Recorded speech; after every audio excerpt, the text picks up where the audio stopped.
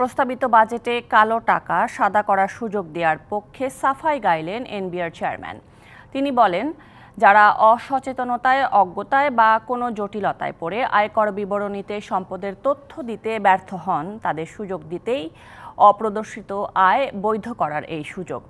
এছাড়া ব্যবসায়ী সহ সংশ্লিষ্টদের দাবির কারণেই বাজেটে কালো টাকা সাদা করার সুযোগ দেওয়া হয়েছে বলেও মন্তব্য করেন এনবিআর চেয়ারম্যান। অর্থ মন্ত্রণালয়ের বাজেটোত্তর সংবাদ সম্মেলনে জানানো হয়, বাজেট দিয়ে কখনোই সব পক্ষকে খুশি করা যায় না। প্রতি বছরই সংসদে বাজেট উপস্থাপনের পরের দিন সংবাদ সম্মেলনে মুখোমুখি হন অর্থমন্ত্রী। শুক্রবার বিকেলে ওসমানী স্মৃতি মিলনায়তনে সংবাদ সম্মেলনে অর্থমন্ত্রীর সঙ্গে ছিলেন অর্থ প্রতিমন্ত্রী, বাণিজ্য প্রতিমন্ত্রী, পরিকল্পনা মন্ত্রী, কৃষিমন্ত্রী, শিক্ষামন্ত্রী ছাড়াও প্রধানমন্ত্রীর অর্থনৈতিক উপদেষ্টা, অর্থ সচিব, এনবিআর চেয়ারম্যান, বাংলাদেশ ব্যাংকের গভর্নর।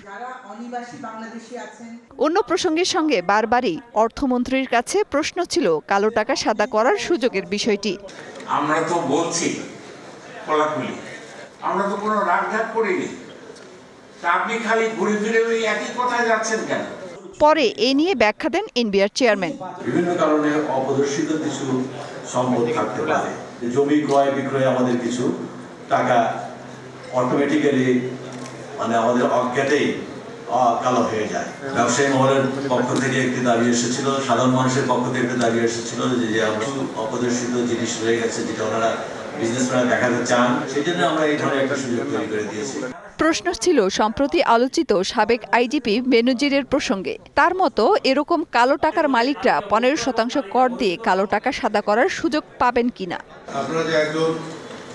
নগদে 500 টাকা বা তার বেশি পেমেন্টে পেতে পারেন ঢাকায় জমিসহ 20 কোটি টাকার পুরস্কার। সাবেক সরকারি কর্মকর্তা সম্পর্কে যে প্রশ্ন উত্থাপন করেছেন, এটা কাগজে নিশ্চয়ই আপনারা দেখেছেন যে দুর্নীতি দমন কমিশন এটাকে তথ্য অনুসন্ধান করছে। তথ্য অনুসন্ধান প্রক্রিয়াটা তো শেষ করতে দিতে হবে এবং তারপরে তার বিরুদ্ধে ব্যবস্থা নেওয়া হবে। সে যতই অপরাধ করুক, বাংলাদেশের একটা নাগরিক হিসাবে তার যে অধিকার আছে সেটা থাকবে এবং বিচার ব্যবস্থায় সম্পন্ন করবে। প্রশ্ন ছিল নিত্য প্রয়োজনীয় জিনিসপত্রের দামের ঊর্ধ্বগতির লাগাম টানতে বাজেট কি প্রভাব রাখবে। অতি সরলীকরণ এইভাবে চলে নাকি? সমাজ সংসার এইভাবে চলে? দেখে একটু শিখেন। পরে নেয়া নানা পদক্ষেপের কথা জানান বাণিজ্য প্রতিমন্ত্রী। আমরা এখন টিসিবির মাধ্যমে ভর্তুকিতে আমরা খাদ্য সহায়তা দিচ্ছি। আগামীতেও এর আকার বাড়ানোর জন্য আমরা প্রস্তাব তৈরি করছি। আগে এটা ট্রাক সেল ছিল, ওপেন সেল ছিল, এটা আমরা টিসিবির স্থায়ী ডিলারদের দোকান করার চেষ্টা করছি।